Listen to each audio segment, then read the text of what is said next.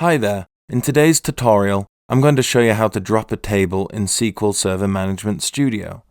Please note, dropping a table in SQL not only deletes the table, but also all of the rows of data within the table, so please use this feature with caution. To get started, open up SQL Server and expand the Databases folder, and then the folder for the database you'd like to drop the table from. Now, expand the Tables folder. From here, identify the table that you would like to drop. For today's example, I'm going to be dropping the Employees table. To drop this table, right-click on the Database folder and select New Query. Now from the Query window, type in the following, Drop Table. Then the name of the table, which in my example is called Employees. Now add a semicolon. Now, to drop the table, click on the Execute button.